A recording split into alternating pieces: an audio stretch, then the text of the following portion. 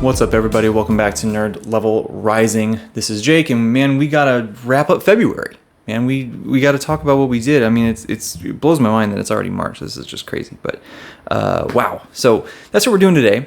We're gonna talk about February. This is kind of a lighter reading month, I guess, in terms of number of books. But hey, what are you gonna do? February was very busy, and such is life, as I always say. Such is life. Time ever fleeting, right? So we're going to start off by recapping the stuff that I did not finish, and that is one, Cytonic by Brandon Sanderson. That is the third book in the Skyward series.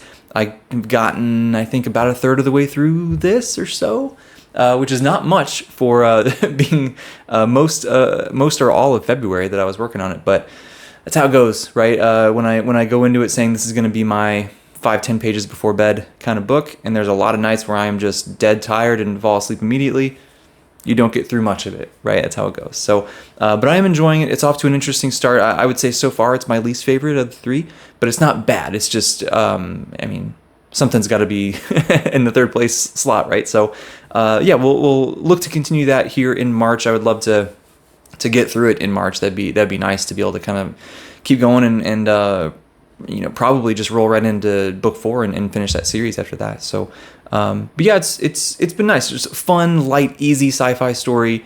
And then, yeah, this has been like sci-fi month, right? As we'll get into here, I guess. But we had that. And then the other one is Darth Bane, Rule of 2. I am, I think, also roughly around a third of the way through that, I believe. That's been my one that I've been kind of reading as I do some cardio here and there. That's been great. I loved the first Darth Bane book that I read last year.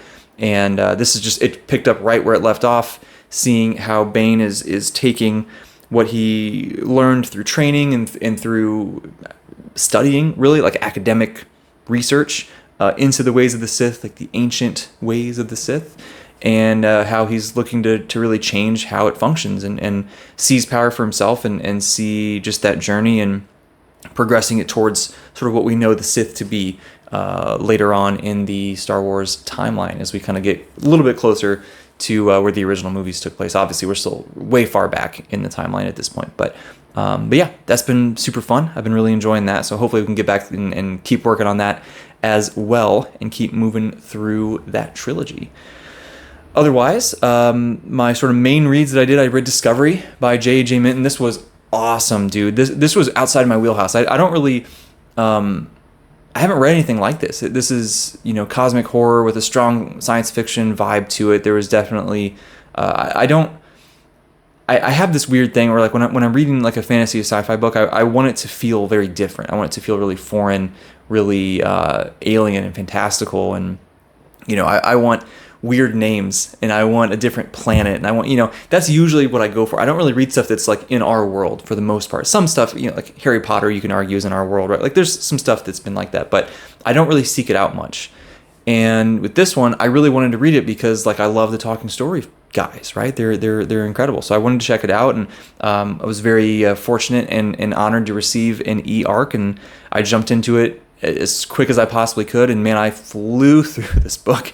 It was so fun, man. I had such a great time doing this, and it really blends a lot of things together. You get the sci-fi, you get the sort of realism, and the, this is set just a little bit, I think this is in the 90s maybe, I believe, if I'm remembering correctly.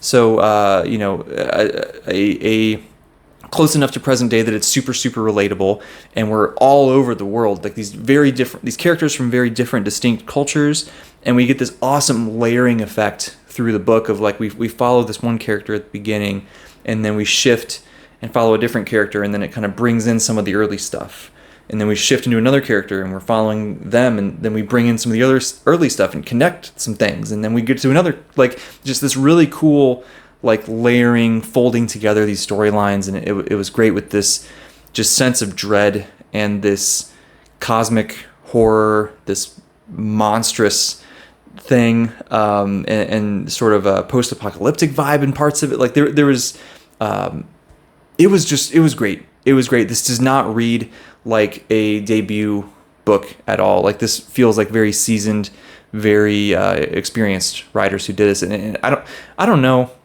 how the three of them came together and made something that felt so cohesive. I'd be really interested to see exactly how that writing process went. That'd be fun to learn about. But wow, yeah, that was just awesome. After that, I got into Disquiet Gods. That's coming up. The God is Not Willing. A lot of gods right here, right? God is Not Willing. This is the first book in the Witness series, the sequel series to the Malazan Book of the Fallen here by Steven Erikson. This takes place roughly 10 years or so after the events of the Crippled God. And what we're doing here is we're picking up some things sort of after that, but also some things that feel much more harkening back to the House of Chains and some of the events that happened in that book, in book 4 of Malazan. And we're seeing consequences, we're seeing just what comes after, which is a big theme in Malazan as a whole, right? That the past is never gone, the past is never forgotten, and everything has consequences, everything has after effects, and that's what we're exploring here. And we have a really interesting, unconventional sort of coming of age story. We have really interesting work around the idea of innocence and what it means to be innocent, what it means to lose innocence, what sort of effects that has on somebody, trauma and people's response to trauma, the idea of redemption and if it's even possible and what that really means. There's a lot, man. There's a lot. The idea, just compassion is always talked about with Malazan, and we see that here too. But like, sort of doing the right thing, right? That idea, and how does that change when you're doing the right thing means changing the plan drastically, and potentially doing some things that really go against what your goals and motivations have been all along. That, if you have this sort of snap judgment in a moment that everything might change, what do you do, right? And so all of that was great. We have this just awesome sort of cataclysmic backdrop that's going throughout the story. It's much more streamlined. You can see it's, this was 500 pages ish, right? So much shorter than a lot of the other Malazan books that Erikson has written, so you can get through it a little bit quicker. There's a little bit less just spider webbing out of everything. And so that was nice. I mean, as much as I love Malazan for that, that's one of the main reasons I love Malazan, but it was nice to have this, a little bit of a change of pace. This was just awesome, man. So if you like Malazan, if you got through the Book of the Fallen, and I would say especially if you got through also the novels of the Malazan Empire by Esselmont, those I think are not necessary. You can read this without reading any other Malazan and you'd still enjoy it, right? But I think if you've read the Book of the Fallen, you'll get a lot more out of it. And if you've read the novels of the Malazan Empire as well, you'll get even more out of it. There's just some things that you won't quite fully appreciate if you don't know all those events and all of the payoff and everything that happened in those stories. So yeah, this was just fantastic. I loved this so much.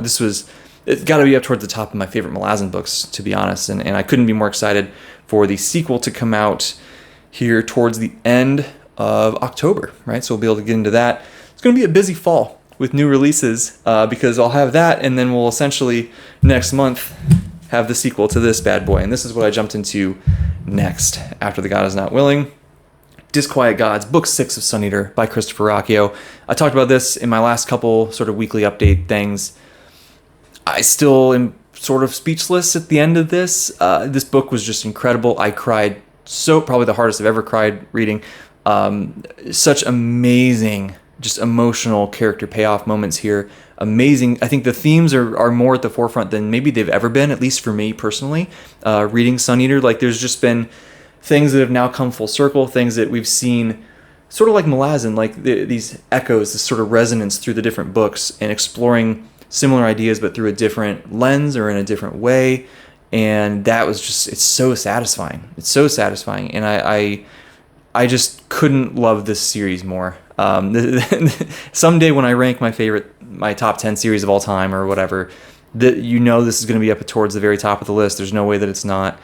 And it's so special, man. It's this deep sci-fi space opera with some fantasy elements in there and cosmic horror in there. This book really, to me, has taken all the best pieces of Sun Eater, all the best flavors, and combined them into this masterpiece dish that was just the star of the show so far. Anyway, so I can you can hazard a guess I have pretty high hopes for Shadows Upon Time, pretty high expectations, and I guess we'll find out here in November how it all wraps up.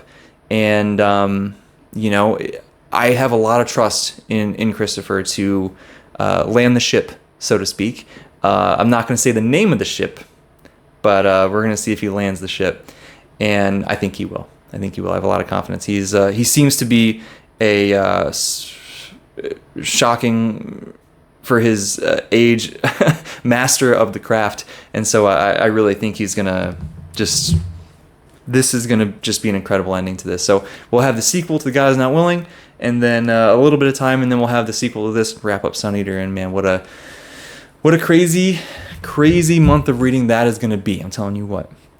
So we'll talk about Book of the Month here in a second, but let me recap a couple live streams that we did just to call attention to some stuff.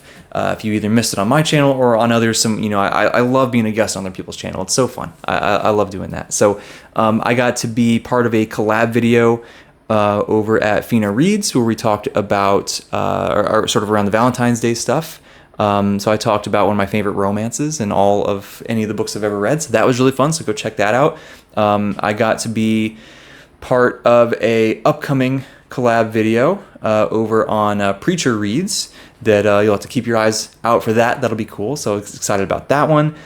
We got to do some stuff on the Bearded Book Beast, Chris's channel, where we did our Red Company stream. We talked about Aleuthian by Sam Middleton, how the four of us read that and discussed our thoughts on it. A little bit of a sort of book review, I guess, just sort of discussion, ramble, whatever. That was fun, right? I think that we all came in to that discussion with some things that we really liked about the book and some things that we really didn't like so much about the book. But as we discussed it, we sort of came around to some of the things of like, well, if this is actually how that is, then I'll like that a whole lot more. And, we all came out of it liking the book even more after having discussed it. So that was great. I was on the Talking Story channel, and we did our first discussion for the Wars of Light and Shadow read-along that we're doing. This one was Curse of the Mistwraith. If you guys watch the channel, you know how much I love that book, right? So Curse of the Mistwraith, just instant favorite for me. And it was so fun to discuss. It was a huge group. There was like 7 or 8 of us on that call, and everybody had such great points and amazing insights that made me love the book even more after having discussed it. And I'm really, that's been one of my favorite things about BookTube as a whole is, you read a book and it can be amazing and you can really love it, really appreciate it, get a lot out of it. But you read a book and you discuss it with some friends and you get all their perspectives. And maybe they saw some things that you missed, or maybe they have just a slightly different perspective on something. And then all of a sudden your enjoyment of that book increases even more and you make friends, right? It's a win-win. It's awesome. So go watch that stream if you have not seen it yet. Looking forward to doing the next one here coming up pretty soon. Both of those, the Red Company and the Wars of Light and Shadow read-along, are sort of every other month kind of thing. So coming up here in April is when we will have both, I suppose, right? Our next Red Company stream, that'll be for Book 2 of The Last War, and the next Wars of Light and Shadow will be for Ships of Merior, the second book in that series. So keep your eyes peeled there. And then over on my channel, I had a couple things, only 2 this month.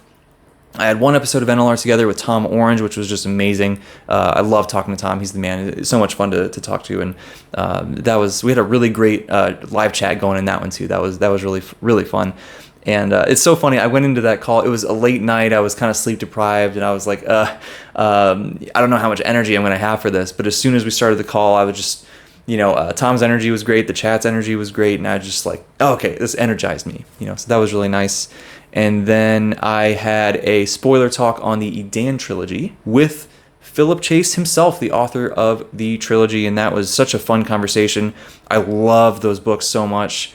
I'm so glad that they've gotten and continue to get the attention that they deserve, and I think they should hopefully continue to get more and more attention as we have more and more people on BookTube reading them and talking about them, and we're getting these broken binding editions, and that's helping to spread the word. And man, it's such a special series. It really, really is such a special story, and it was always an honor to talk to Philip about it. But to get to jump into spoilers on this one was fun, and I got to theorize a bit about what might be coming in the sequel story that is coming out here this summer. So very soon, only a few more months until we get that. So that'll be fun. So if you have not read the books, you can still watch part of it. We went spoiler free for like, I don't know, 40 minutes or something like that. So you can go check that out, and then just leave when we hop into spoilers if you haven't read the series. So yeah, only 2 live streams on my channel this month. It's just been a crazy month. Didn't have much extra time to do that. So I'm hoping here in March that I can get back to form a bit and do a little bit more. It's going to be a little hit and miss. We'll see. As I talked about my March TBR, I have some travel and stuff, and there, girlfriend's birthday, so there's just more things going on. So we'll see how it goes. April, I think, should be a little bit more open, and then after that, the deck should be cleared a bit more, and I can get back to doing as much as I really want to do. And because these streams are just the most fun thing ever. It's my favorite thing about BookTube. So I do have some fun stuff in the works. I haven't announced it yet. I try not to announce stuff too far in advance because it's just people forget, right? But I'm excited about some stuff coming up, so we can all be excited together. How about that? So that was my February in terms of the books I read, the live streams. What about book of the month? I only finished 3 books, right? So Discovery, God is Not Willing, and Disquiet Gods. Honestly, this is tough. I really loved all 3 of these. I really, really did. And I think that there's a timeline where it's a 3-way tie. There's a timeline where it's a 2-way tie. But I think if I really hold myself to the fire and have to pick one, it's this, guys. It's Disquiet Gods. Okay, it's Disquiet Gods. It has to be, right? This Discovery was amazing. I loved it. I haven't flown through a book like that in a long time, right? Like that. Well, I don't know if that's fair. I flew through Wind and Truth, and then I wouldn't say I flew through this, but anyway, I haven't. It's outside my wheelhouse. It was so refreshing. It was so it was just. Wow, it felt reinvigorating. It really did as a reader. It was awesome, and it opened my eyes to like, I want more cosmic horror. Like this is what I remember. Like I finished it, and I asked John. I was like, hey, dude, like what? Give me a cosmic horror recommendation. And I talked to Preacher. He gave me one, and so like there was just amazing story. God is Not Willing, amazing. I've talked about that a lot on some recent weekly updates and stuff. Absolutely loved it. Cannot be more excited for the sequel and where Malazan is headed. But this was just so this series has touched me on a personal level like very few others have. I think Malazan, Stormlight Archive, Sun Eater. I have a hard time knowing what else is in the top 3. I think the Wars of Light and Shadow is going to be there. There's like I keep saying, I'll make my ranking list at some point. But this is just, in this book in particular, hit me on a personal level that is hard for me to describe. It's really difficult for me to like put into words exactly what this has made me feel. And there's no way that anything else can stand alongside this. They're close, right? Those other 2 are close. They're just a little bit below, but this does have to stand on its own. Just with what it achieved in terms of the craft and the story that Christopher's telling, but I think even more importantly, the payoffs, those character moments, those emotional moments, just really, really hit me, and just how crazy and epic the story is and where it's headed. And as we stare down the barrel of book 7, it really is. Man, I'm damn near speechless. I really am. So as speechless as you can be from rambling about it as much as I have. Anyway, so Disquiet Gods, book of the month for February 2024. Man, crazy. I already want to reread the series, which is tough because there's so much other stuff I want to read here, but I don't know. We'll see what the year has in store. So that was my February. If you liked the video, hit that like button. If you want to subscribe and you haven't yet, hit that subscribe button. Talk to me in the comments. Grow the community. Let's all have fun together. Talk about the nerdy stuff we like. Most importantly are those comments. So talk to me down there. How was your month? How was your February? What did you read? What was your book of the month? What's going on, right? Let's just hang out. Let's have a good time together, because that's what it's all about, right? Let's all just enjoy the stuff we love together, because it's all more fun when we have others to share it with, right? So thanks for watching. I'll see you next time.